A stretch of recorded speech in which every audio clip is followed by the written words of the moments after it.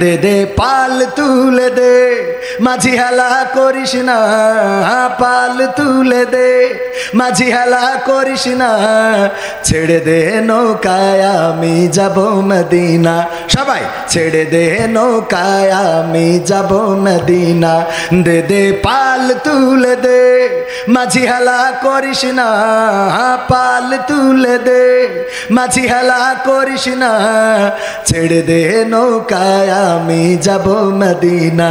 ও তুই ছেড়ে দে নৌকায় আমি যাব মদিনা।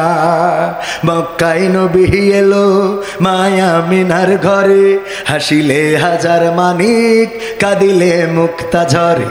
মক্কায় নবী এলো মায়া মিনার ঘরে, হাসিলে হাজার মানিক কাঁদিলে মুক্তা ঝরে।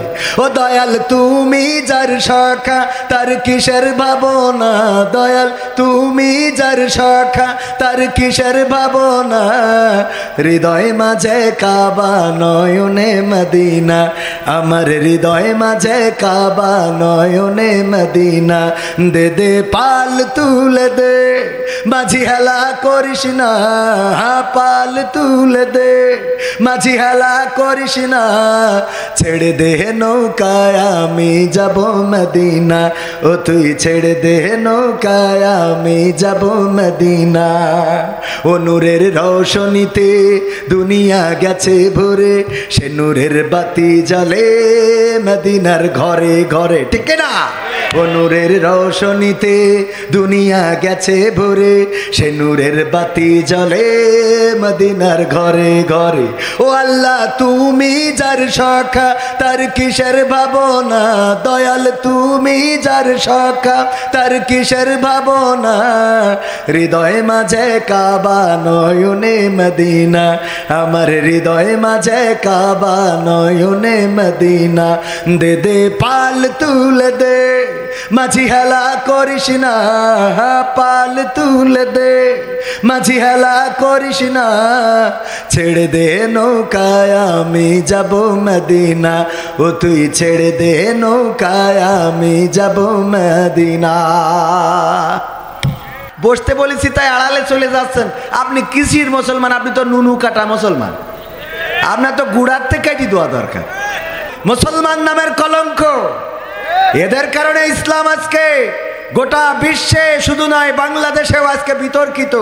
মুসলমান নাম ধারণ করে বসে আছে, সূরা ফাতিহা জানে না, নিয়ম কানুন জানাজা পড়তে কি করি জানে না, বাম হাত উপরে তুলে বসে থাকে। আল্লাহু আকবার বলে রুকুতে যাই বসে সিজদা মারলি ভালো হয়, ওর কাছে জানা যায় আছে না নাই? ইসলামটাই শেখে নাই, শেখবেও না, দড়ি বেঁধে শিখাইতে পারে। যদি ধরা হয় ভাই বলেন দিন সূরা ফাতিহা, ভাই আমার ব্রেনে কাজ করছে না। তোর ব্রেনে কাজ করলো কবে? খালি কাজ করে বোর কাছে গেলি না, ছালি বিলে এত হয় কেন? পাকা মকুতাগার উকেনে গেলি তোমার ব্রেনে কাজ করে ভালো। কথা ঠিক আছে বাজান? এগুলো বইলেও তো লজ্জা দিতে পারি না, তার না বইলে করবো কি? বিষয়টা বোঝা গেছে? হয়তো অনেকেই কবেন যে ভাই এত মনে দুঃখী বলতেছি রে ভাই, এই যে জিনেদাই এভাবেও ভালো কাজ করা যায়। আলফালা হাসপাতালের সামনে করলাম, যারে ধরি ও বলছে যে ভাই আমার তো আসলে আমি স্টকের রুগী, ব্রেনে ধরে না। তো আমি বললাম টাকা চিনে নিতে পারেন তো? তো বলছে ওইটা পারি। ও টাকা আছে নে, ও পাগল টাকা আছে নে, ও সূরা ফাতিহা আছে নে। এই মুসলমান দিয়ে হবেটা কি? নামে মুসলমান। এইসব নামে মুসলমানের কারণেই বাংলাদেশ আজ বিতর্কিত। যে আদর্শ আমার ভাইজান সাক্ষী, আমি তো আমেরিকায় যাই নাই, আমেরিকায় ইসলাম আছে কিন্তু মুসলমান নেই, উনি সাক্ষী। কথা সত্য বললাম না মিথ্যা বললাম? সত্য। ইসলাম আছে মুসলমান নেই, আর বাংলাদেশে মুসলমান আছে ইসলাম নেই। বিশ্বাস হয় আপনাদের? উনি সাক্ষী, আমি যাই নাই তাও বলতে পারবো। আমার সাইফুল্লাহ মানসুর ভাই একজন বাংলাদেশের বিজ্ঞ প্রাজ্ঞ শিল্পী, উনি বললেন আমেরিকায় চলছেন, যাইতে যাইতে পথে ফাঁকা মাঠের মধ্যে একটা মার্কেট পাইলেন, দোকান পাইলেন, ফলের দোকান। বললেন ভাই চলো এখান থেকে ফল কিনে নিয়ে। যাওয়ার পরে দেখলো কোনো দোকানে মালিক নাই, দোকানে কোনো তত্ত্বাবধায়ক নাই, কোনো সুপারভাইজার নাই, সার্ভিস দেওয়ার জন্য কোনো মানুষ নাই, শুধুমাত্র দাম লিখে রাখা আর টাকার বাক্স রেখে দেয়, সেখান থেকে যার যা ইচ্ছা নিবে। যত টাকা দাম হবে দামটা নিবে, যদি টাকার নোট দেয় ভাঙতিটা ওখানে আছে, ভাঙতিটা নিয়ে চলে যাবে। এইভাবে মার্কেট ওপেন করে রাখা আছে, কেউ একটা টাকা ওখান থেকে সরায় না, কেউ ফাঁকি দেয় না, কেউ ফাঁকি দিয়ে নিয়ে যায় না। সাইফুল্লাহ মানসুর ভাই তার ভাইকে জিজ্ঞেস করলেন, ওগো ভাই, এখান থেকে কি কোনো টাকা, কোনো ফল, কোনো সম্পদ কি চুরি যায় না? বলল, না, কেউ চুরি করে না, কারণ তারা বিশ্বাস করে অন্যের অধিকার হরণ করা হয়ে যাবে। সুতরাং তারা নিজেদের মতো করে এখান থেকে যা পণ্য নেয়, দাম যা মারা আছে নিজেরা হিসেব করে টাকাটা দিয়ে রেখে চলে যায়। এই আদর্শ ছিল মুসলমানদের, কিন্তু এই আদর্শ আজকে মুসলমানদের আছে নাকি? আমেরিকার কোন মসজিদে আমি বিশ্বাস করি, আমেরিকার মসজিদে জুতা বাইরে থাকলো কি না থাকলো এই টেনশন করা লাগে। সিঙ্গাপুরে গেলাম, মুসলমান নাই, খুব সীমিত মুসলমান। সেই সিঙ্গাপুরের জাতীয় মসজিদে যখন ঢুকতেছি, জুতোটা খোলার সময় চিন্তা করতেছি জুতো রেখে যাব না ভিতরে ঢুকাবো। একজন বলছে, ভাই এসেছেন, এটা মুসলমানের দেশ না, এটা খ্রিস্টান বৌদ্ধদের দেশ, জুতা রাখেন নিরাপদে, নামাজ পড়েন নিশ্চিন্তে, আসবেন আপনার জুতাই আপনি পাবেন, আবার পায়ে দিয়ে চলে যাবেন। আর বাংলাদেশে যদি মসজিদে যান, এক হুজুর বলতেছে, একদিন মসজিদে ঢুকলাম, একজন বলছে, হুজুর জুতা জোড়াটা আমার কাছে দেন, আপনি হাতে করে নিয়ে ঢুকিয়েছেন, খুব খারাপ দেখা যাচ্ছে। দিলাম জুতা জোড়া তার কাছে, ওমা নামাজ শেষ করি দেখি জুতোও নেই, সেও নেই, জুতোও নেই, সেও নেই, তার মানে ওই মালটাই ছিল। কথাটা কি বোঝা গেছে? এই হলো আমাদের আদর্শ। আমরা কি এই আদর্শ নিয়ে থাকতে চাই? এই আদর্শ নিয়ে যদি না থাকতে চাই, তাহলে মুসলমান হিসাবে আমাদের দায়িত্ব কি, কর্তব্য কি জানার দরকার আছে না নাই? বললাম একজন মুসলমানের উপরে অপর মুসলমানের হক কয়টা, এইটা কইতে পারে না। এখানে একজন দাঁড়িয়ে বলেন তো কয়টা হক? কয়টা? 6টা। ওই যে ওখান থেকে 2-3 জন বলেছে, এখানে একজন ভাই বলেছেন। কিন্তু অনেকেই বিশ্বাস করেন, আপনারা নিজের কাছে চিন্তা করেন, 6টা হক জানেন না। হকগুলো কি কি বলতে বললেও অনেকেই পারবেন না। এখানে মাদ্রাসার কিছু ছাত্র আছে, তারা হাদিসের পরিপ্রেক্ষিতে এটা অবশ্যই জানেন এবং বলতে পারবেন। আবার এই মাদ্রাসায় এগুলো সুন্দর করে শেখানো হয়, কিন্তু সেই মাদ্রাসায় ছাত্র ভিক্ষা করে আনতে হয়। আর ক্যাডেট স্কুলে, কলেজিয়েট স্কুলে ছাত্র ভর্তি করানোর জন্য অভিভাবকরা মারামারি শুরু করে দেয়, আমার ছেলের ভর্তি করাইতেই হবে। সত্য বলছি না মিথ্যা বলছি? ক্যাডেট স্কুল, কেজি স্কুলে 500 টাকা, 1000 টাকা মাসিক বেতন দিয়ে ছাত্র ছাত্রী পড়ান, আর মাদ্রাসায় উল্টো দেখেন 5 লাখ টাকা উনি একা দিয়ে দিয়েছে। এরপরেও আপনারা মাদ্রাসায় ছাত্র দেন না, কারণ এখানে দিলে খেলা হবে না। খেলা হবে, এখানে দিলে খেলা হবে না, কারণ এরা তো চুরি শিখবে না, এরা অন্যায় শিখবে না, মিথ্যা বলা শিখবে না। আমাদের তো দরকার মিথ্যা বলতে হবে, চুরি করতে হবে, অপকর্ম করতে হবে, ধর্ষণ করতে হবে। জাহাঙ্গীরনগর বিশ্ববিদ্যালয়ে স্বামীর বাইরে রেখে বোর ধর্ষণ করবে, আমরা এইগুলো খুঁজতেছি। সুবহানাল্লাহ বলবেন না? ও নাউজুবিল্লাহ হবে, ঠিক আছে, আমার ভুল হয়ে আছে, ক্ষমা করি। তাহলে কি কথা শুরু করা যায়? থাকবেন আপনারা? কিন্তু ঝামেলা হলো এই সামনে কম, এই পাশে মেলা বেশি হয়ে গেছে। এই পাশের লোক যদি উঠাই নিয়ে আসি, আপনাদেরও কষ্ট হবে, উঠালাম না, অন্তত যারা বসেছেন উঠে যাবেন না, এই কথা দিলেন তো। এই জায়গায় আসার পরে খুব ভাল লেগেছে যে ভাইজানেরা তাড়াহুড়ো করতেছে স্টেজে উঠানোর জন্য, আর অন্য জায়গায় গেলি আমাদের চেষ্টা করে কি করি তারা একটু দেরি করে উঠানো যায়, প্ল্যান করে। আমি বললাম আমার দাওয়াত নিলে 10টার মধ্যে স্টেজ দিতে হবে, পাপ নাই। উনাদের বলার পরে বলছে, হুজুর ঠিক আছে আসেন, 10টার মধ্যে দেবো। কি এর 10টার মধ্যে? আমি বললাম যে 10টায় দিলেও 12টায় শেষ করব, 11টায় দিলেও 12টায় শেষ, 11:45 দিলেও 12টায় শেষ। ওরা 12টায় উঠেছে, দেখি হুজুর কটায় শেষ করে। বুদ্ধি আছে না? হুজুর 12টায় উঠলাম, দেখি আপনি কটায় শেষ করেন। এদেশের মানুষের বুদ্ধির তো শেষ নেই, বুদ্ধির অভাব আছে। কত শয়তানি বুদ্ধি যে আছে। বলছে হুজুর আপনি আসার সাথে সাথে স্টেজে উঠাই দেবো। তা আমি খুব তাড়াতাড়ি করে গাড়ি চালাই আসলাম, এই সাথে স্টেজে উঠাইলে উঠাই বলছে সালাম দেন, দিলাম, বলছে আসেন, কোয়ানে তো বলছে এবার যে রেস্ট করতে হবে। কেন? বলছে আর 2 ঘন্টা পরে এসে তারপর আমি আসিছেন, স্টেজে তো উঠাইছি, উঠে সালাম দিয়ে এখন আবার চলেন, রেস্ট করবেন 2 ঘন্টা, তারপর উঠবেন। কৌশলের কোনো শেষ নেই, মিথ্যা বলে না। তো যাই হোক, আমরা ভাইয়েরা এখানে যারা বসেছি 11টার মধ্যে মাহফিল শেষ করবেন, সুতরাং আর আছে প্রায় 50-52 মিনিট থাকবো ইনশাআল্লাহ। 52 মিনিট থাকলে কষ্ট হবে? কষ্ট হবে কার কার? হাত উঁচু করেন তো। আমার আগে কথা বলেছেন আমার বন্ধুবর জনাব মাওলানা মাহবুবুর রহমান, আর উনার বাবা ছিল আমার বাবার বন্ধু, উনার বাবাও মারা গিয়েছেন, আমার বাবা মারা গিয়েছেন, কিন্তু আমার বাবা মারা গিয়েছেন একটু আগে, আজ 22 বছর হয়ে গেল, আর উনার বাবা মারা গিয়েছেন 5-6 বছর ওরকম হচ্ছে। তো এই যে দুইজনের বাবা, আমার আব্বা আবার উনার আব্বার কাছ থেকে ইসলামের দীক্ষা কোরআন হাদিস শিখে নিয়ে কোরআনের হাদিসের ওয়াজ করে বেড়াতেন, আপনাদের শোলকুপায় ওয়াজ করেছেন। আমার আব্বার নাম ছিল মাস্টার আব্দুস সামাদ। অনেক মুরব্বীরা হয়তো চিনে থাকলেও থাকতে পারেন সেই সময় যারা ওয়াজ শুনতেন, আজ থেকে 20-22 বছর আগে। আপনাদের এখান থেকেই মাহফিল করে, জিনেদা থেকে মাহফিল করে ফেরার পথে কালীগঞ্জের 12 বাজারে অ্যাক্সিডেন্ট করে মারা গিয়েছিলেন। আমি তার বড় সন্তান। মাঝখানে অনেক গ্যাপ গেলেও আল্লাহ আবার এই মঞ্চে নিয়ে এসেছেন, এই মঞ্চে এসেছি। যাই হোক, আমি কথা ওই বাবার কথা বলতে আসি নাই, কিছু কথা বলবো যেই কথাগুলো আমার ভাইজান বলেছেন, কিছু গান, কিছু ওই যে আমার কিছু কন্টেন্ট থাকে, ওইগুলো একটু আমাদের যুবকেরাও চায়। তো আমি চেষ্টা করব যে আমাদের কথাগুলো যেন কাজে লাগে। শুনতে রাজি আছেন ইনশাআল্লাহ? ইনশাআল্লাহ আরো জোরে বলেন, আরো জোরে একটু মুসলমান ইনশাআল্লাহ। এই আওয়াজ দিয়ে বউ থাকে, এই সব গলার আওয়াজই নেই। একটা বউ তো ধারে থাকে নাই ভারে থাকে, তা তুমি কোনো কিছু কইতে পারো না, তো তোমার বউ থাকে আছে না নাই? একজন বলছে হুজুর বরিশালতে আমার বউ পরকিয়া করে চলে গেছে, আপনি এই নিয়ে আমার একটা ভিডিও বানাই দেন। তাই আমি ভিডিও বানালি তো তোর মান সম্মানই থাকবে না, পরকিয়া করিস কেন? তোর যদি ম্যাশিংয়ের ডিস্টার্ব থাকে আগে ঠিক কর। কথা কয় না। আরে বাবা, না হলে তোর বউ পরকিয়া করে হয় তার খাতি দিসনি, নাই পড়তে দিসনি, নাই কোনো উল্টো পাল্টা কিছু আছে, আগে নিজের তুরটিটা খুঁজে বের কর। তুই বোর সাথে খারাপ আচরণ করেছিস, প্রতিদিন কুপান দাও, গাঁজা খেয়ে বাড়ি আসো, মদ খেয়ে বাড়ি আসো, ডাইল খেয়ে বাড়ি আসো, বাবা খেয়ে বাড়ি আসো, বউ তোমার জন্য বসে থাকবে, খেয়ে কাজ নেই তো। কথা কয় না, সত্য না মিথ্যা? বউ পরকিয়া করে চলে যায়, কই হুজুরি বউ তো যাচ্ছে না, আমি তো বিয়ে করি, আমি মনে করছি গেলি আরো একটা নতুন হইবে না। এত সোজা? প্রতি রাতে যে ইনকাম করিও দেখেই থাক, কয় যে কিছু লাগবে না, টাকা হলে আছে।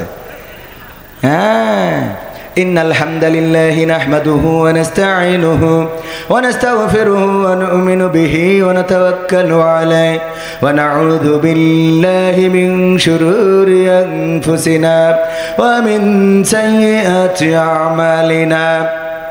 من يهده الله فلا مضل له ومن يضلله فلا هادي له ونشهد أن لا إله إلا الله ونشهد أن سيدنا محمدا عبده ورسوله الذي أرسله بالحق بشيرا ونذيرا وداعيا إلى الله بإذنه وسراجا منيرا. فقد قال الله تعالى في كلامه المجيد والفرقانه الحميد. সবাই পড়েন আউযু বিল্লাহি মিনাশ শাইতানির রাজিম. বিসমিল্লাহির রহমানির রহিম. মিনহা খলাকনাকুম ওয়া ফিহা নুঈদুকুম ওয়া মিনহা নুখরিজুকুম তারাতান উখরা. ওয়া ক্বালা আল্লাহু তাআলা ফি শানি হাবিবি ইন্নাল্লাহা ওয়া মালাইকাতাহু ইউসাল্লুনা আলান নবী ইয়া আইয়ুহাল্লাযীনা আমানু সাল্লু আলাইহি ওয়া সাল্লিমু তাসলিমা. আল্লাহুম্মা সাল্লি আলা সাইয়্যিদিনা মাওলানা মুহাম্মদ ওয়া আলা আলি সাইয়্যিদিনা. এসো হে রাসূল আবার ফিরে আমাদের মাঝে রে. নতুন করে খুদবা দিতে কাবার মিনার পরে আল্লাহুম্মা সাল্লি আলা সাইয়্যিদিনা মাওলানা মুহাম্মদ ওয়া আলা আলি সাইয়্যিদিনা। আমার যখন ফুরাবে দিন আসবে গহীন রাতি, আমার যখন ফুরাবে দিন আসবে গহীন রাতি। থেকো আল্লাহ জীবনে, থেকো আল্লাহ জীবনে হয়ে চির সাথী, আসবে গহীন রাতি। আমার যখন ফুরাবে দিন আসবে গহীন রাতি। জীবন নদীর দুকুল জুড়ে আসলে অমানিসা, থাকবে না আর দু চোখে হায় একটু আলোর দিশা। জীবন নদীর দুকুল জুড়ে আসলে অমানিসা, থাকবে না আর দু চোখে হায় একটু আলোর দিশা।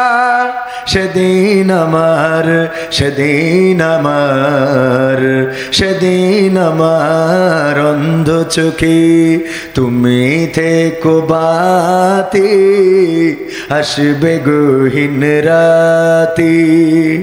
আমার যখন ফুরাবে দিন আসবে গহীন রাতি।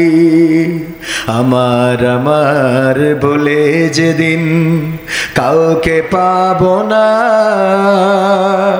সেদিন আমার শূন্য হিয়ায় তুমি থেকো সান্ত্বনা, তুমি থেকো সান্ত্বনা। আখির আলো নিভে যেদিন মনে আলো দিয়ে, আসবে না কেউ অন্ধ চোখে একটু আলো নিয়ে। আখির আলো নিভে যেদিন হৃদয় আলো দিয়ে, আসবে না কেউ অন্ধ চোখে একটু আলো নিয়ে। সেদিন আমার, সেদিন আমার, সেদিন আমার অন্ধ চোখে, সেদিন আমার অন্ধ গুরে তুমি আলোর জ্যোতি, আসবে গহীন রাতি। আমার যখন ফুরাবে দিন আসবে গহীন রাতি।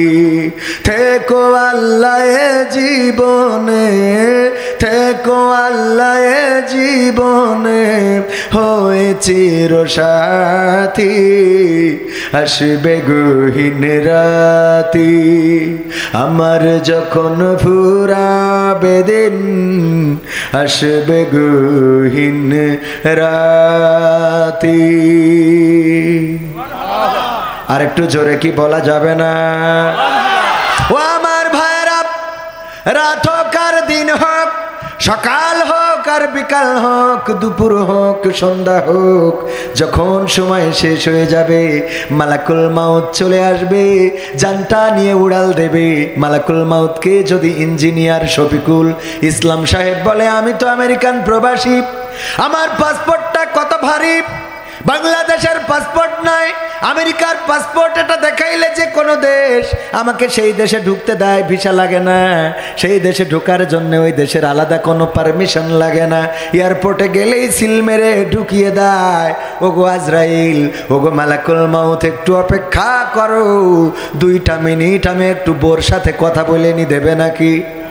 সময় কি দেবে?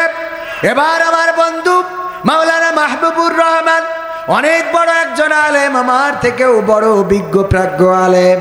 উনি যদি বলেন আমি একজন মাওলানা মানুষ, একটুখানি ওয়েট করো, তারপরে আমি হুজুর মানুষ, আমার একটু জানটা কবজ করো, সময় দাও একটু, আমার অল্প কাজ আছে, উজুটা করা নাই, উজুটা করে আসি। উজু করার জন্য সময় কি দেবে?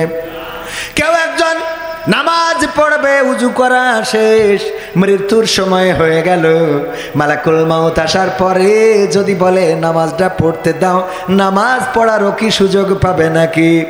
না, পাবে না। আল্লাহর নবী একদিন নামাজ শেষ করে সাহাবীদের দিকে মুখ করে বসলেন। বিশ্বনবী আখেরি জামানার পয়গম্বর হযরত মুহাম্মদ সাল্লাল্লাহু আলাইহি ওয়াসাল্লাম বলেছেন, এক মজলিসে একবার বললে হক আদায় হয়ে যায়, এটা ঠিক, তবে বারবার বললে কোনো ক্ষতি আছে নাকি? বরং যদি কেউ নবী মুহাম্মদ সাল্লাল্লাহু আলাইহি ওয়াসাল্লামের নাম শোনে আর যদি সে দুরূদ না পড়ে, তাহলে তার ধ্বংস চেয়েছেন ফেরেশতা জিব্রাইল, আর আমিন বলেছেন মুহাম্মদ সাল্লাল্লাহু, বলেছেন না বলেন নাই? মনে আছে কিনা? আল্লাহর নবী একদিন উঠলেন মসজিদের মিম্বারে, মসজিদের মেহরাবে প্রথম পা যখন রাখলেন বললেন আমিন। দ্বিতীয় মিম্বারে যখন দ্বিতীয় সিঁড়িতে পা রাখলেন বললেন আমিন। তৃতীয় সিঁড়িতে যখন পা রাখলেন বললেন আমিন। আল্লাহর নবীর সাহাবীরা বললেন, ওগো নবী, আপনি কেন তিনবার সিঁড়িতে পা রেখে আমিন বললেন? আল্লাহর নবী বললেন, ওগো আমার সাহাবীরা, আমি যা দেখি তোমরা তা দেখো না, আমি যা শুনি তোমরা তা শোনো না, আমি যা জানি তোমরা তা জানো না। কিছুক্ষণ আগে ফেরেশতা জিব্রাইল এসেছিল, এসে বলল, ওগো নবী, আপনার নাম যদি কেউ শোনে মুহাম্মদ, আর যদি সে সাল্লাল্লাহু আলাইহি ওয়াসাল্লাম না বলে, আপনার প্রতি দুরূদ না পড়ে, তার ধ্বংস, সে ধ্বংস হয়ে যাক। আমি বললাম আমিন। তারপরে বলল, গো নবী, কারো যদি পিতা এবং মাতা বেঁচে থাকে আর তারা যদি জান্নাতের সার্টিফিকেটটা না নিতে পারে, তাইলে সেও যেন ধ্বংস হয়ে যায়। আমি বললাম আমিন। আর 3 নম্বর বলল, যে জীবনে রমজানের রোজা পাইল, রমজান মাসটা তার জীবনে পাইল, কিন্তু গোটা রমজানে ইবাদত বান্দেগি করে আল্লাহর প্রিয় হয়ে জীবনের গুনাহগুলো মাপ চেয়ে নিতে পারলো না, সেও ধ্বংস হয়ে যাক। আমি বললাম আমিন। আল্লাহর নবী যদি বলেন কবুল হয়ে যাক, কবুল করে নাও। আল্লাহর নবীর দোয়া কবুল হয় না? হয় না? কথা কয় না, কবুল হয় না? হয় না?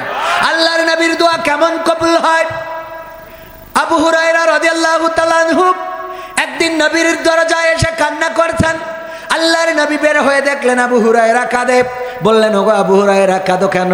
মা আমাকে মেরেছে। বলল, মা তোমাকে মেরেছে, আমার কিছু করার? যারা মাকে ভালোবাসো না তারাই আমার গান শুনো না। কালকে নকুল কুমার গাইছিল, তাই মনে পড়ে গেল।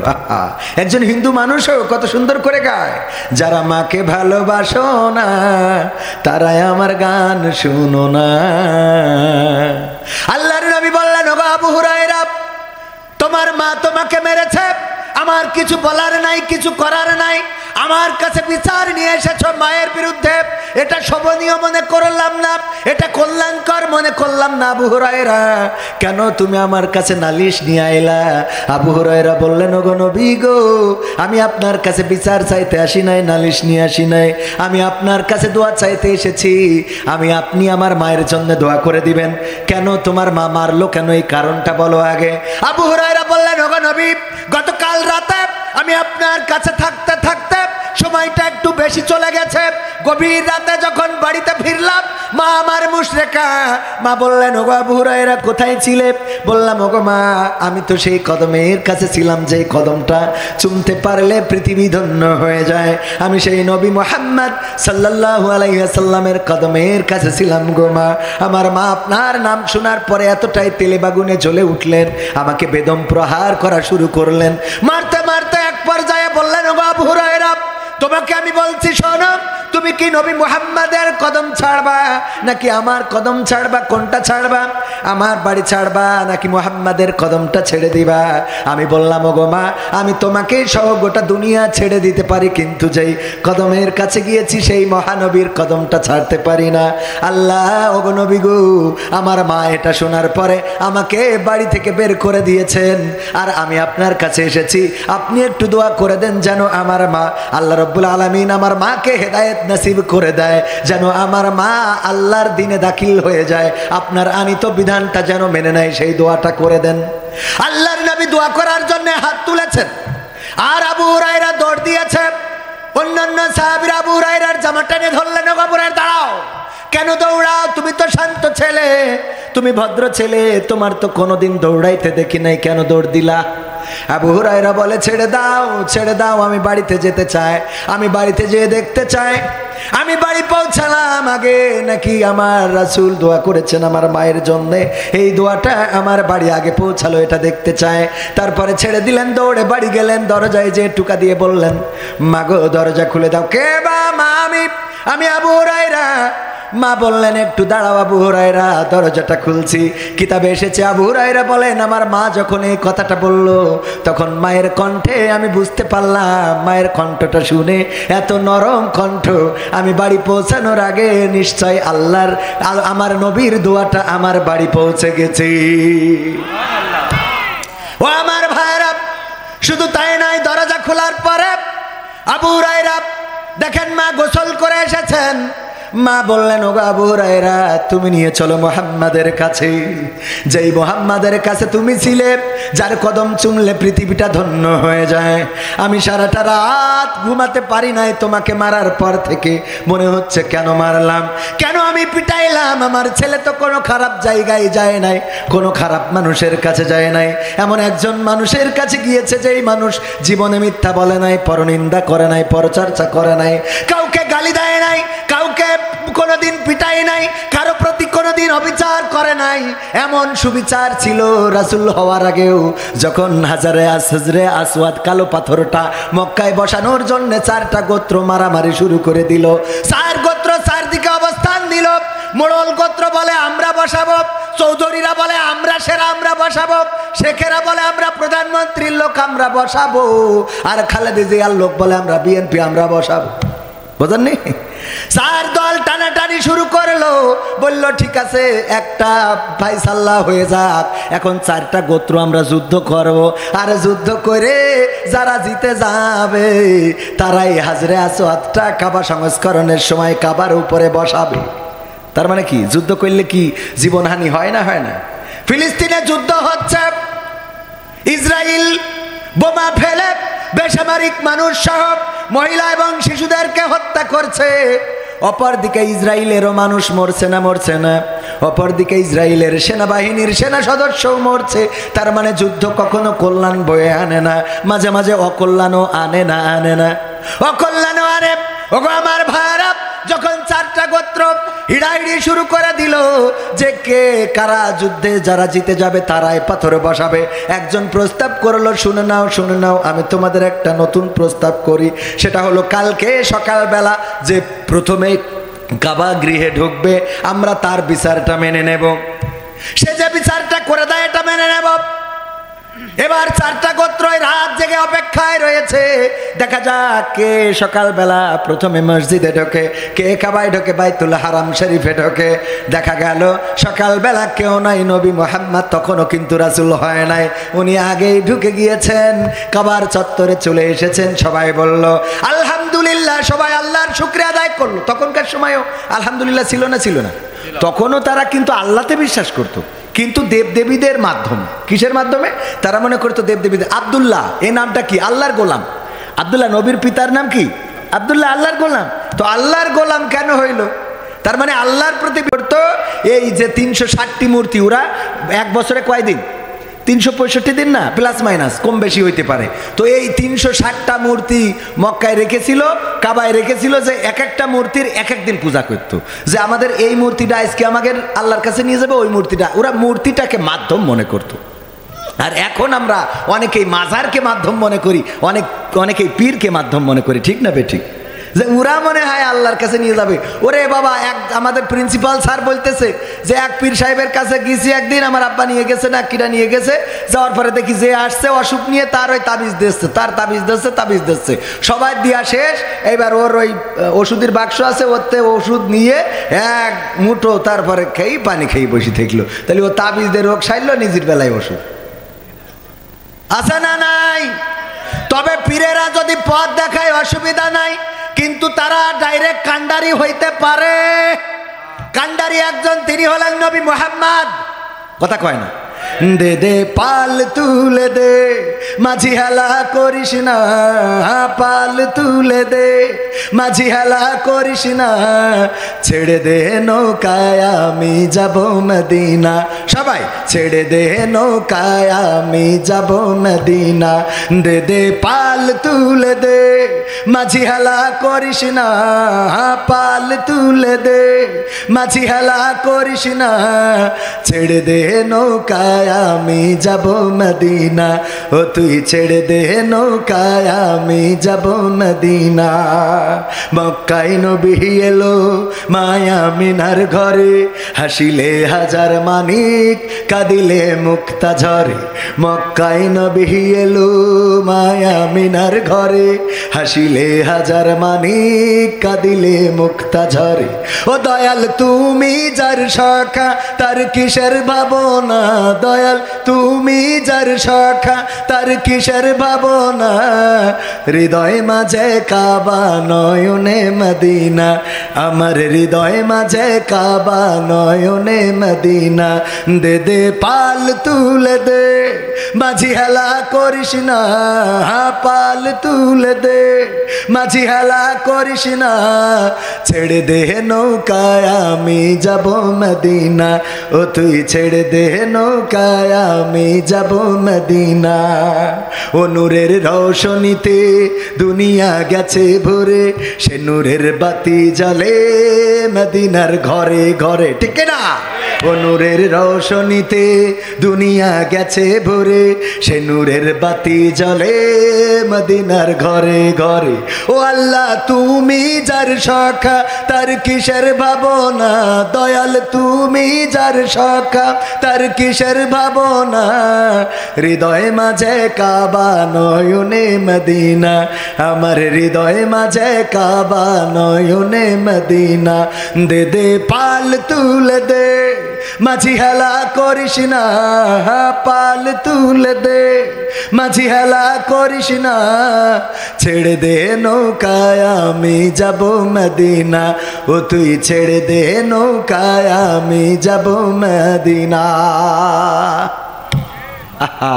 এই মদিনায় যাওয়ার ইচ্ছা আছে? মক্কায় যাওয়ার ইচ্ছা আছে?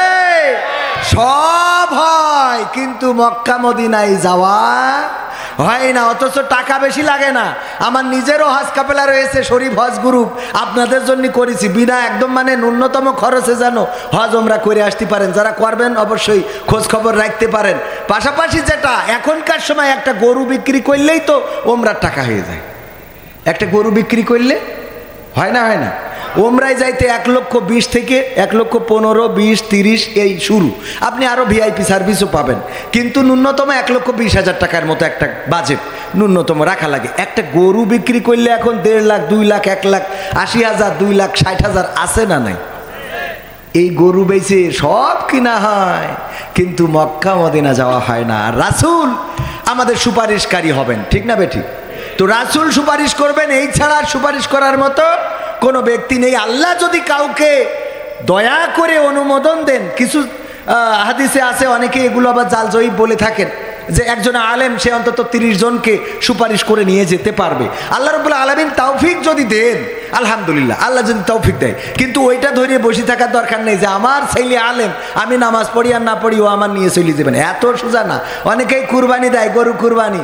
আমার এক চাচার কাছে জিজ্ঞেস করলেও করা হইলো, গরু কুরবানি দিলেন কে জন্য? বলছে ওই গরু যখন ফুলসিরাত পার হবে লেজটা ধরে রাখবো, টান দিয়ে নিয়ে যে জান্নাতে ফেলাবে। বুদ্ধি আছে না? লেজ ধরে জান্নাতে যাবে। সেটি এইবারই দিই আমাদের ওই শাকিল ভাই, নাম বললি তো আবার মাইন্ড করতে পারে, আমার বন্ধু মানুষ, বলছে দোস্ত আমরা যে গরুটা কিনে ফেলেছি তা একটু ছোটো হয়ে গেছে। আমি বলতে অসুবিধা, বলছে 7 জন মানুষের লেজ ধরলেও যাইতে পারবে না। হ্যাঁ, ওর টেনশন হইলো গরুটা ছোটো হয়ে গেছে, 7 জন লেজ ধরবে, তো এই লেজ ধরলেও পুলসিরাতে টানবে কি করিও। তাই বলছি তা 7 জনের ছোটো কিনিস ওখান, তা বলছে কিনলাম কুরবানি আর কত। মানে আল্লাহর জায়গায় দিয়ে বলছে যে বাজারতে এসে এই দূর ছেলের কাছে টাকা দিয়েছে, টিফিনের টাকা 5 টাকার নোট নিয়ে গেছে দোকানে, কেউ নিনি, বাড়ি এসে ছেলে কাঁদছে, কি টাকা দিস আপনি? তা বলছে কাঁদছিস কেন? যে টাকা নিনি অসুবিধা নেই, শুক্রবারে মসজিদে নিয়ে যেস। যে টাকা কোনো জায়গায় চলবে না সেই টাকা চলার জায়গা আছে না নাই? কথা কয় না, আছে না নাই? এই যদি হয় আমাদের ইমানের অবস্থা, গাছে উঠেছে বিশাল ঝড়, বলছে আল্লাহ ঝড় দেওয়ার সময় তুমি পাইলে না, এখন এই মগডালে উঠেছি আম পাড়ার জন্য তুমি ঝড় শুরু করে দিছাও। আল্লাহ যদি আমি ভালোভাবে নিচে নামতে পারি 2টা গরু তোমার ঘরে দান করে দেবো। কই আস্তে করে ওই মগ ডালের তে যাই একটু নিচে মোটা ডালের কাছাকাছি এসেছে, বলছে আল্লাহ 2টো গরু খোয়ানতে দেবান, এত গরিব আমি, তুই তো নিজেও জানো, আর তোমার তো কোনো অভাব নেই, তা গরু 2টো দিতে হবে কেন, 2টো ছাগল দেবান আল্লাহ, তুমি 2টো ছাগলে সন্তুষ্ট থেকে নে। এই বইলে আবার একটু নিচে এসে এসে বলছে আল্লাহ 2টো ছাগল খোয়ানতে দেবো, আমার বউ বাপের বাড়িতে একটা ছাগল এনেছে, ও যদি দিতাম তো বাড়ি জায়গা দেবে না, আর তোমারও তো কোনো অভাব নেই, তা 2টো ছাগল দুবার না আল্লাহ, আমি 2টো মোরগ তোমার জুম্মার ঘরে যাই দিয়ে আসবো না, তুমি এতে সন্তুষ্ট থাকো, আমার মাফ করে দাও। এই বইলে তারপরে এবার নিচে এসে ঝাঁপ দিয়ে মাটিতে নেমেই বলছে আল্লাহ আর কোনোদিন গাছে উঠবো না, আর কিছু দেবো না। ইমান আছে না? আছে। বিপদে পড়লে ইমান আছে না নাই? করোনাকালীন সময়ে মসজিদে জায়গা ধরে না, কারণ বুঝতে পেরেছে দেখা যাচ্ছে না কখন ধরে ফেলে, কথা কয় না, দেখা যাচ্ছে না ধরে ফেলবে কখন ধরে ফেলে গো, এই টেনশনে করোনার সময় মসজিদে জায়গা ধরে নাই রে। আর যখন মসজিদে খুলে দেয়া হলো, যাও নামাজ পড়ার জন্য খুলে দিলাম রে, আরে ওই যে মসজিদ থেকে বেরোয় গেল, আরে এখন বলেও ঢুকানো যায় মসজিদে ঢোকে কখন ঢোকে? একেবারে নেটওয়ার্ক যখন আর পাই না, কোনো টাওয়ার নেই, নেটওয়ার্কে কাজ হচ্ছে না, হ্যালো হ্যালো করে কিন্তু ওই দিকে বুঝতে পারছে না, বুঝেননি, নেটওয়ার্ক নেই। একজন শুনেছে জুম্মার দিন যদি কেউ আগে মসজিদে যায় তাইলে সে একটা কবুল হজের সওয়াব পাবে। এক বুড়ো গরিব মানুষ চিন্তা করছে, আরে আমার জীবনে তো হজ করা হবে না, এত টাকা তো নাই, আরো বাংলাদেশে 8 লাখ 9 লাখ টাকা করে দিয়েছি, এই টাকা তো আমার ভিটে বেচলিও হবে না, সুতরাং মসজিদে জুম্মার দিন আগে যাব। জুম্মার দিন যাইয়ে দেখে আর এক বুড়ো এসে মসজিদে বসে আছে, বলছে যা কাজকে হয়নি, অসুবিধা নাই, আগামী জুম্মার দিন আসবো। পরের জুম্মায় দিয়ে দেখে আবার সেই বুড়ো বসা, চিন্তা করলো যাক আগামী দিন আর একটু সকাল করে আসবো। পরের জুম্মায় আবার সকাল করে যেয়ে দেখে তাও সেই বুড়ো বসা, এবার মিজাজটা খারাপ হয়ে গেল, এই বুড়ো তোমার কি খেয়ে কোনো কাজ নেই, যেদিনই আসি মসজিদে তুমি বসে থাকো? বলছে কেন, তোমার সমস্যা কি? আমার সমস্যা হলো হুজুর ওয়াজ করেছে যদি জুম্মার দিন কেউ আগে আসতে পারে তাইলে তার আমল নামায় নাকি একটা কবুল হজের সওয়াব লিখে দেওয়া হয়। আমার তো বেকায়দা অবস্থা, হজে যাওয়া হবে না, তাই একটু সকাল করে আসতেছি যাতে কবুল হজের সওয়াব পায়। কিন্তু তোমার জন্য হয় না, তুমি প্রতি জুম্মায় আগে এসে বসো।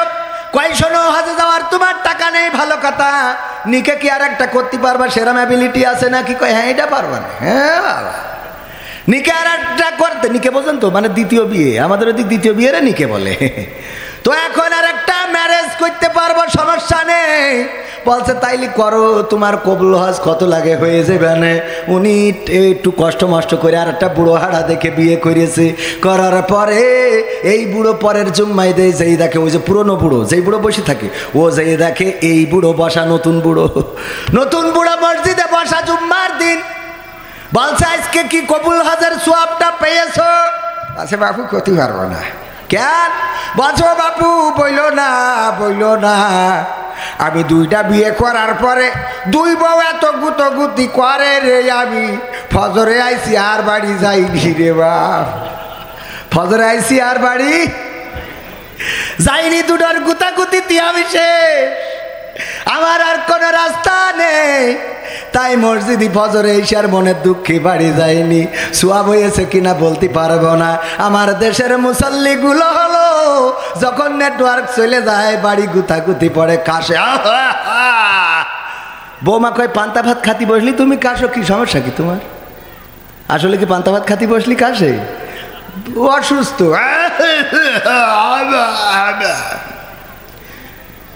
এই ছেলে বলে আব্বা শুরু করি চাও কি, ভাত খাতি বসছি আর তুমি এখানে শুরু করি চাও।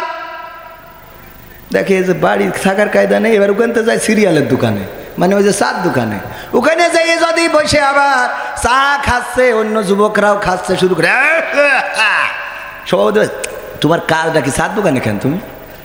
ওর নেই কোনো গতি। এইবারে যাই ইমামতিতি, এইবার মসজিদে যাইয়ে ওখানে যাইয়ে পায়খানা করে হেগে থিয়াসে তা পানি মারে না, ঠিক না বেঠে?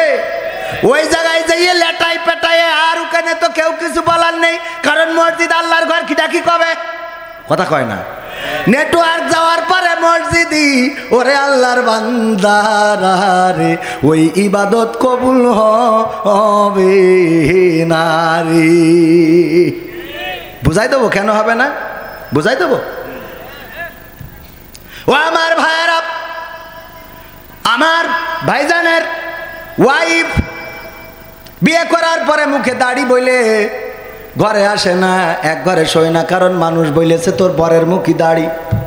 এই কারণে বউ আলাদা সই যায়, এমন বুড়ো বরের সাথে শোবো না। উনি তাবিজ নিয়েছে বিভিন্ন জায়গায়, ওই যে হুজুরির কাছে, তারপরে মাদ্রাসার খাদিজাতুল কুবরার মাদ্রাসার মুফতামিমের কাছে, সবার কাছ থেকে তাবিজ নেওয়ার পরে কোনো কাজ হয় নাই। পীর সাহেবকে চরমনাই গেছে, হয় নাই। মাইজ ভান্ডারিতে গেছে, হয় নাই। খাজা বাবাই গেছে, হয় নাই। আমার তাহেরি ভাইয়ের কাছে গেছে, তাও হয় নাই। আপনাদের এখানে মাজারুল ইসলাম মাঝারি ভাই এসেছে, ওর কাছ থেকে নেছে, তাও হয় নাই। এবার গ্রামের একটা ভাঙা চূড়া হুজুর ছিল, ওর কাছে যেই বলছে, হুজুর গো, আমার বউ আমার ঘরে শোয় না, যদি একটা তাবিজ করিয়ে দিতেন। ও তাবিজ একটা করিয়ে দিয়েছে, ওই তাবিজ নিয়ে যেয়ে বলেছে যে বালিশের নিচেই দিবা, ওই দিন বালিশের নিচেই দিয়েছে। আর ওই রাতি বউ এসে ঘরে আচ্ছা খুশি কি খুশি গো, এতদিন কত বড় বড় হুজুরির কাছে গেলাম, কাজ হইল না। জামাতের নেতার কাছে গেলাম, হেফাজতের নেতার কাছে গেলাম, চরমনার নেতার কাছে গেলাম, আটরশির নেতার কাছে গেলাম, আওয়ামী লীগের ওলামা লীগের কাছে গেলাম, ধর্ম বিষয়ক মন্ত্রীর কাছে গেলাম, না কাজ হইল না। আর গ্রামের এই ভাঙাচুরা হুজুর, যার কেউ ডাকে না, তার তাবিজে এসেছে। ও তাড়াতাড়ি করে সকালবেলা গোসল মেরেই গেছে বাজার করার জন্যে। বাজার করে এনে বোর কাছে দিয়েছে, না ও রান্না করো। এই যে মাছ, গোশ, হরিণীর গোশ, ছাগলের গোশ, বিলার গোশ, হাতির গোশ, সব গড়ে। বলছে এত বাজার কেন? আছে ঘটনা, যে কৃষির ঘটনা রান্ধো। আমি আজকে এক হুজুরির দাওয়াত করি, খাবো। কোন হুজুরির? আছে, তুমি আগে রান্না করো না, তুমি বলো কিসের জন্য এত রান্তি হবে? কে এমন বড় মানুষ? এই আবার কমে গেল কেন? কমে গেল কেন? কে এমন বড় মানুষ? কমে গেল কেন? হ্যাঁ, হ্যালো, কে এমন বড় মানুষ? কে এমন? কার দাওয়াত করে খাওয়াবা গো? বলছে দেখো, আমার গ্রামের ইমাম সাহেবের দাওয়াত করে খাওয়াবো। কেন খাওয়াবা? বলছে আমার সোনার ময়না পাখি গো, তোমার বিয়ে করার পর থেকে আমার ঘরে ঘুমাও না। আমি কত হুজুর, মুফতি, মাওলানা, মুহাদ্দিস, কারীদের কাছে যেয়ে তাবিজ আনলাম, কাজ হইল না। কিন্তু আমার গ্রামে যে এত বড় হুজুর আছে জানতাম না রে। আমার এই ভাঙাচুরা হুজুরের তাবিজ আনলাম, আর ওই রাতি তুমি আমার ঘরে এসেছ।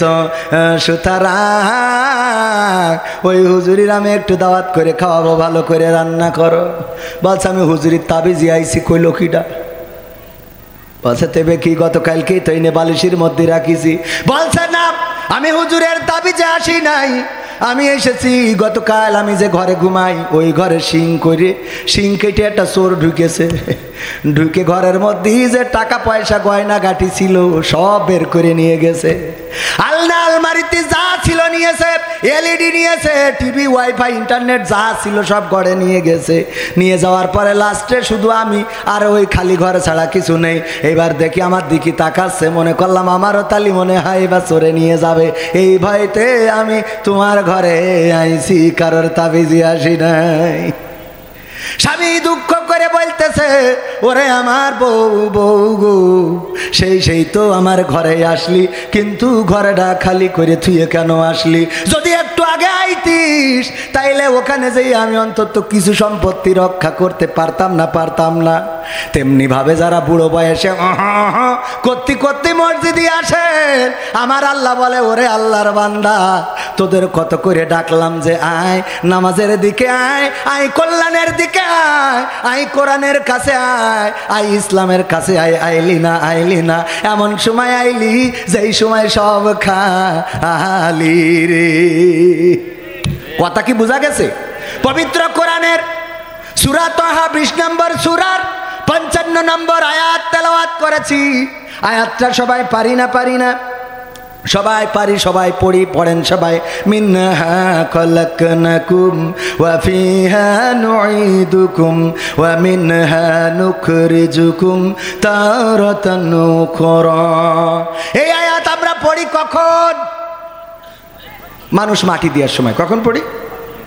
মাটি দেওয়ার সময়। আসলে কি এই আয়াতটা মাটি দেওয়ার জন্য নাজিল হয়েছে জানেন আপনারা? কেউ বলতে পারবেন না। পারবেন, অনেকেই পারবেন, সাহস করি বলেন না। আবার আমি তো পড়া নিচ্ছি না যে তাই বলবেন। আসলে জানেন অনেকে। এখানে অনেক আলেম ওলামা আছে যারা আমার থেকে অনেক ভালো জানে, আমি এটা বিশ্বাস করি। তাদের সামনে কথা বলা অনেকটা বেয়াদবের মতো, কিন্তু কিছু তো করার নাই, কারণ ভালো আলেম তুলে দিলে আপনারা তো থাকবেন না। এ ভাই আওয়াজটা কমে যাচ্ছে কেন? আজ থেকে একটু আর একটু বাড়াই দেন, টাকা ধরি দেবো নে। হ্যাঁ একটু আওয়াজ দেন। হ্যাঁ এইবার একটু আওয়াজ না পারলে আমাকে নেটওয়ার্কে কাজ করে না। এখন বড় আলেম যদি এখানে তুলে দেওয়া হয়, আলেম যদি সুন্দর করি ওই যে হাস রস কৌতুক দিয়ে না কইতে পারে, তাহলে তো শুনবেন না। এ তো আর এক জ্বালা। সত্য বলছি না মিথ্যা বলছি? গ্রামের মসজিদের মুয়াজ্জিন, গ্রামের মসজিদের ইমাম অত্যন্ত সুন্দর চমৎকার আলোচনা করে। এই মসজিদের ইমামের আলোচনা কয়জন শোনেন? না শোনেন না। এমনকি আমার গ্রামে, আমার মসজিদেও আমাকে বেশি কথা বলতে দেওয়া হয় না, কারণ আমার ওয়াজ গ্রামের মানুষ শোনে না রে। বোঝেননি? কয় ওর ওয়াজ কি শুনবো? আমাদের অবস্থা হলো, আবার আমার গ্রামে বাইরে থেকে হুজুর, আমি নিজেই এইবার আবার একটা হুজুর ভাড়া করেছি। প্রধান বক্তা সে আর দ্বিতীয় বক্তা আমি। টাকা তুলতে হবে, বোঝেননি? কারণ আমার গ্রামের মানুষ ওরা টাকা দিয়ে অন্য হুজুর এনে ওয়াজ শুনবে, কিন্তু ফিরিয়ে আমার ওয়াজ শুনতেও রাজি না। আপনার গ্রামেও সেম অবস্থা। অনেকে ইমাম বাছাই করে, ইমাম সাহেবের গ্রামের যে হাফেজ তাকে মসজিদে ইমামতিতে নেয় না, কারণ ওর বউ নাকি মাঠে ছাগল খাওয়াতে যায়। তো বাইরের গ্রামে যে হুজুর আসে তার বউ যে গরু খাওয়াতে যায় না, তার গ্রাম ঠিকই কথা কয় না। তুমি যে বাইরের হুজুর এনে গ্রামের ছেলেটারে যদি তুমি প্রতিষ্ঠিত করে দিতা, তাইলে ওর তো কষ্ট করে এই শীতের সকালে সাইকেল চালায় 3 মাইল দূরে যেই নামাজ পড়ানো লাগে, আর তোমার গ্রামে আবার 6 মাইল দূরিতে আর এক হুজুর আসে। তুমি যদি তোমার গ্রামের ইমামদারে চাকরি দিতে এখানে, তাইলে বাড়িতে থেকে 2টা গরু পুষতে পেত, আবার ইমামতিও করতো। সুতরাং 2টা টাকা কম দিলেও কোনো অসুবিধা ছিল নাকি? কথা কয় না। এই মাইন্ডসেট আমাদের নেই যে আমাদের গ্রামের লোকের ছেলের ইমামতি দেবো তো বড় লোক হয়ে যাবো। ও দেবো কেন? ও লিডারই ও করবে কেন? খেলা হবে না, ও দিয়ে খেলা হবে। সত্য বলছি না মিথ্যা বলছি? এই মাইন্ডসেট দূর করার দরকার আছে না নাই?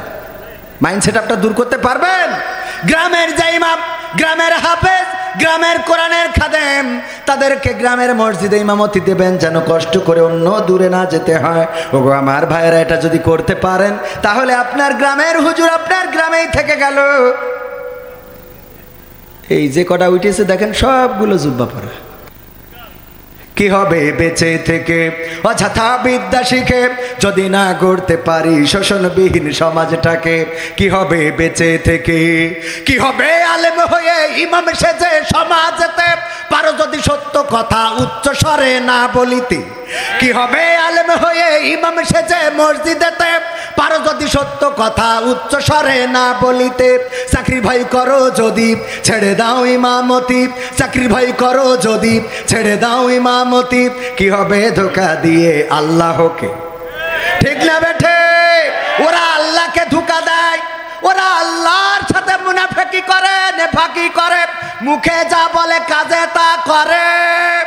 এই জাতীয় আলেম ওলামা, এই জাতীয় মাওলানা মুফতি, তাদের পিছনে নামাজ পড়াও যাবে না? যাবে না।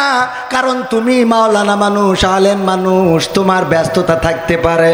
তুমি ব্যস্ততা থাকলে আসো না এখানে। এসে পরিবেশ নষ্ট করার অধিকার তো তোমাকে দেয়া হয় নাই। এতগুলো সাধারণ মানুষ, জনসাধারণ বসে থাকে, তোমার গা জ্বলে কেন? কথা কয় না? ও আমার ভাইয়েরা, কথাগুলো মনের দুঃখে বললাম, কারণ এই জাতীয় লোকেরা নীতির কথা বলে কিন্তু নীতির সাথে চলে চলে। কি হবে? কি হবে নামাজি রোজা ইমানদারির বড়াই করে কোরআনের খাদেমগুলো থাকে যদি কারাগারে? রে ভাই রে, কি এগুলো? কি হবে নামাজি রোজা ইমানদারির বড়াই করে, কোরআনের কর্মীগুলো থাকে যদি কারাগারে, মসজিদের কোণে বসে জিকির যত করো কইসে, মসজিদের কোণে বসে তাসবিহ যত টানো ঠেসে, এভাবে যায় না পাওয়া আল্লাহকে। যাবে এভাবে যায় না পাওয়া আল্লাহকে। কি হবে বেঁচে থেকে অযথা বিদ্যা শিখে, যদি না গড়তে পারি শোষণবিহীন সমাজটাকে। কি হবে বেঁচে থেকে, কি হবে লেখালেখি কলমবাজির ওই মহড়া, সমাজের আসল চিত্র যদি না যাই তুলে ধরা। কি হবে টিভি চ্যানেল সাংবাদিকের এই ক্যামেরা, সমাজের আসল চিত্র যদি না যাই ভিডিও করা। যদি ওই ঘুষের বলে কলমটা উল্টো চলে, যদি ওই হ্যালো কলে ক্যামেরা উল্টো বলে, তবে কি যাবে রোখা দুর্নীতিকে, তবে কি যাবে রোখা দুর্নীতিকে। কি হবে বেঁচে থেকে অযথা বিদ্যা শিখে, যদি না গড়তে পারি শোষণবিহীন সমাজটাকে।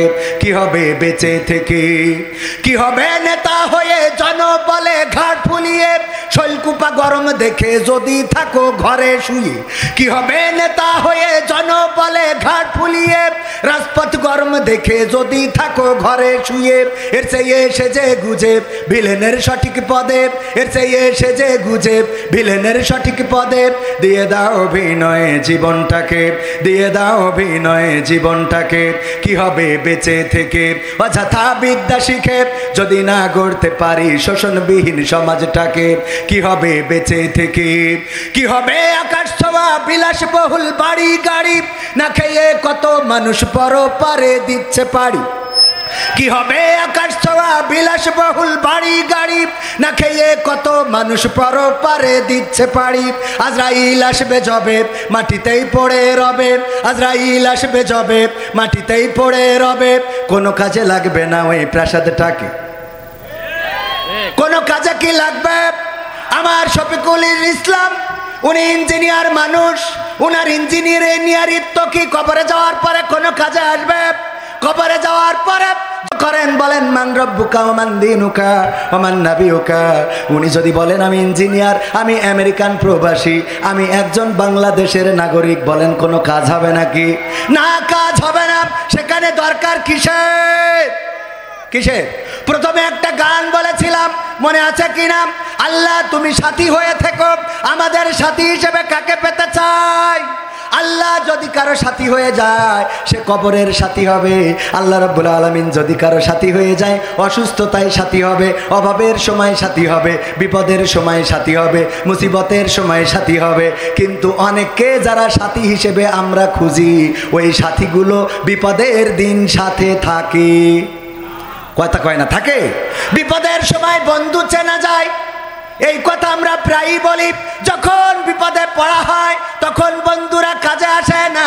হঠাৎ টাকার দরকার, ফোন দিলাম মাহবুবুর ভাইয়ের কাছে, ওগো ভাই 5,000 টাকা কি ধার দেয়া যায়? মাহবুবুর ভাই বলল যে না, উপায় নাই, টাকা দেওয়ার মতো টাকা নাই। আমি শফিকুল ইসলাম ভাই ইঞ্জিনিয়ার, উনাকে বললাম আমেরিকায় থাকেন, আমার যদি 50,000 টাকা দিতেন বিপদটা কেটে যেত। আমার ভাইজান বলল কবির ভাই আমার মাদ্রাসার মাহফিল করতে যেয়ে টাকা শেষ, আমি এখন টাকা দিতে পারবো না, আমার পকেটটা ফাঁকা। কথা কয় না? আমার কথা কি বুঝতে পারছেন আপনারা? এই কথা বলে না, বলে না। কিন্তু আল্লাহ এমন আল্লাহ, আপনি বিপদে পড়েন, আপনি নদীতে থাকেন, সাগরে থাকেন, মাঠে থাকেন, হাটে থাকেন, মসজিদে থাকেন, মিম্বরে থাকেন, মিনারে থাকেন, মক্কায় থাকেন, মদিনায় থাকেন, আমেরিকায় থাকেন, লন্ডনে থাকেন, ইউরোপে থাকেন, ইরাকে থাকেন, ইরানে থাকেন, যেখানেই থাকেন, যদি আল্লাহকে ডাকেন আল্লাহ সেখান থেকে সাড়া দেয় না? দেয় না? ইউনূস আলাইহিস সালাম এমন বিপদে পড়ে গেলেন, নদী থেকে যখন ফেলে দেওয়া হলো পানির মধ্যে পড়ে গেলেন। এমন পানি, রাতের অন্ধকার, পানির অন্ধকার, আবার মাছে গিলে নিল, মাছের পেটের অন্ধকার। কয়টা অন্ধকার? কয়টা অন্ধকার? এই 3টা অন্ধকার থেকে ডেকেছিলেন কাকে? চিল্লায়ে বলেন কাকে? আল্লাহর নাম কি আর একটু জোরে বলা যাবে না? কাকে? আল্লাহকে ডাকার পরে আল্লাহ বললেন, ওগো ইউনুস, না আমি তোমার কথা শুনবো না। তুমি এত রাতে আমারে কেন ঘুম ভাঙায়া দিলা? এত রাতে কেন আমারে ডাকলা? পানির নিচ থেকে কেন ডাকলা? কেন তুমি নদীর উপরে থাকার পরে থাকার সময় ডাকো নাই? বিপদে পড়ে কেন ডাকলা? এই কথা বলেছে নাকি? না, বলে নাই। বরং আল্লাহ কি বললেন, ওগো ইউনুস, তুমি যখন আমাকে ডেকেছো তিনটি অন্ধকারের মধ্যে থেকে, রাতের অন্ধকার, পানির অন্ধকার আর মাছের পেটের অন্ধকার, তোমার আওয়াজ, তোমার চিৎকার পৃথিবীর কেউ শোনে নাই। আমি আল্লাহর সাজিব থেকে শুনলাম, আর আমি মায়া মাছের পেটের জ্বালা যন্ত্রণা বাড়িয়ে দিলাম, আর মাছ এসে তোমাকে আবার নিরাপদ স্থানে রেখে চলে গেল। বলেন সুবহানাল্লাহ। ইব্রাহিম আলাইহিস সালামকে যখন আগুনে ফেলবেন, ফেরেশতারা এসে বললেন, ওগো ইব্রাহিম, আপনার এই যন্ত্রণা তো সহ্য করার মতো না। আকাশের ফেরেশতারা কান্না শুরু করে দিয়েছে, গো ইব্রাহিম, যদি আপনি আমাদের অনুমতি দিতেন আপনাকে রক্ষা করতাম। ইব্রাহিম আলাইহিস সালাম বললেন, ও তোমাদেরকে কি আল্লাহ পাঠিয়েছে নাকি? বলল, না, আল্লাহর কাছ থেকে অনুমতি নিয়ে এসেছি। আল্লাহর কাছে বলেছিলাম, আল্লাহ যদি সহযোগিতা করতে পাঠাতে যেতে পারতাম। আল্লাহ বললেন, যাও ইব্রাহিমের কাছে শুনে নিবা, যদি সে হেল্প করতে বলে তাহলে করবা, তাই আপনার কাছে অনুমতি প্রার্থনা করছি। আল্লাহর নবী ইব্রাহিম আলাইহিস সালাম বললেন, ওগো ফেরেশতারা, তোমরা ফিরে যাও, তোমরা ফিরে যাও সেই রবের কাছে, যেই রবের কাছ থেকে তোমরা এসেছো। সেই রব আমার অবস্থা আরো তোমাদের থেকে বেশি ভালো জানে। জানে না? জানে না? আল্লাহ কি বললেন, ইয়া নারু কুনি বারদাম ওয়া সালামান আলা ইব্রাহিম। আল্লাহ বললেন, ওগো আগুন, তোমাকে আমি বলে দিচ্ছি, শোনো, তুমি আমার ইব্রাহিমের জন্য ঠান্ডা, আরামদায়ক, শীতল হয়ে যাও। আর ইব্রাহিমের জন্য আগুনটা তখন ঠান্ডা, আরামদায়ক, শীতল হয়ে গেল। বলেন সুবহানাল্লাহ। যখন ইসমাইল পানির জন্য ছটফট করছিলেন, হাজরা আলাইহিস সালাম একবার সাফাতে ওঠেন আর একবার মারওয়া পাহাড়ে ওঠেন। সাফার মারওয়া দৌড়দৌড়ি করলেন কয়বার? 7বার দৌড়াইলেন। হঠাৎ মনে পড়ে গেল, আমার সন্তান এতক্ষণ বেঁচে আছে নাকি মারা গেল নাকি? দৌড়ে এসে দেখে সন্তান লাথি দিচ্ছে আর সেখান থেকেই পানি বের হচ্ছে। আল্লাহ রব্বুল আলামিন ইসমাইল আলাইহিস সালামের পানির ব্যবস্থা করে দিয়েছে না দেয় নাই? ছুরি চালিয়েছে ইব্রাহিম আলাইহিস সালাম, ছুরির এত ধার চেলে দিয়েছে, পাথর কেটে দ্বিখণ্ডিত হয়ে গেছে, কিন্তু সেই ছুরি চালায়ে ইসমাইলের গলাটা কাটতে পারে নাই, কারণ রক্ষা করেছেন কি? আবার তুর পাহাড়ে মুসা আলাইহিস সালাম যখন আল্লাহকে দেখতে চাইলেন, আল্লাহর নূরের ঝলকানিটা দেখালেন, আর সাথে সাথে তুর পাহাড় পুড়ে কয়লা হয়ে গেল। মুসা আলাইহিস সালাম পুড়েছিলেন নাকি? না, পড়েন নাই। তুর পুড়ে ছাই হয়ে গেল, মুসা আলাইহিস সালাম পড়ল না। এমন ভাবে আল্লাহ রব্বুল আলামিনকে যারা চেয়েছে, আল্লাহকে যারা খুঁজেছে, তারা আল্লাহকে পেয়েছে, আর যারা চায় নাই তারা আল্লাহকে কখনো পায়। কথা কয় নাই? দে দে পাল তুলে দে, মাঝি হেলা করিস না, পাল তুলে দে, মাঝি হেলা করিস না, ছেড়ে দে নৌকায় আমি যাব মদিনা। সবাই ছেড়ে দে নৌকায় আমি যাব মদিনা। দে দে পাল তুলে দে, মাঝি হেলা করিস না, পাল তুলে দে, মাঝি হেলা করিস না, ছেড়ে দে নৌকায় আমি যাব মদিনা। ও তুই ছেড়ে দে নৌকায় আমি যাব মদিনা। মক্কায় নবী এলো মায়া মিনার ঘরে, হাসিলে হাজার মানিক, কাঁদিলে মুক্তা ঝরে। মক্কায় নবী এলো মায়া মিনার ঘরে, হাসিলে হাজার মানিক, কাঁদিলে মুক্তা ঝরে। ও দয়াল তুমি যার সখা, তার কিসের ভাবনা? দয়াল তুমি যার সখা, তার কিসের ভাবনা? হৃদয় মাঝে কাবা, নয়নে মদিনা। আমার হৃদয় মাঝে কাবা, নয়নে মদিনা। দে দে পাল তুলে দে, মাঝি হেলা করিস না, পাল তুলে দে, মাঝি হেলা করিস না, ছেড়ে দে নৌকায় আমি যাব মদিনা। ও তুই ছেড়ে দে নৌকা নৌকায় আমি যাব মদিনা। ও নূরের রৌশনীতে দুনিয়া গেছে ভরে, সে নূরের বাতি জ্বলে মদিনার ঘরে ঘরে, ঠিক না? ও নূরের রৌশনীতে দুনিয়া গেছে ভরে, সে নূরের বাতি জ্বলে মদিনার ঘরে ঘরে। ও আল্লাহ তুমি যার সখা তার কিসের ভাবনা, দয়াল তুমি যার সখা তার কিসের ভাবনা, হৃদয় মাঝে কাবা নয়নে মদিনা, আমার হৃদয় মাঝে কাবা নয়নে মদিনা। দে দে পাল তুলে দে মাঝি হেলা করিস না, পাল তুলে দে মাঝি হেলা করিস না, ছেড়ে দে নৌকায় আমি যাব মদিনা, ও তুই ছেড়ে দে নৌকায় আমি যাব মদিনা।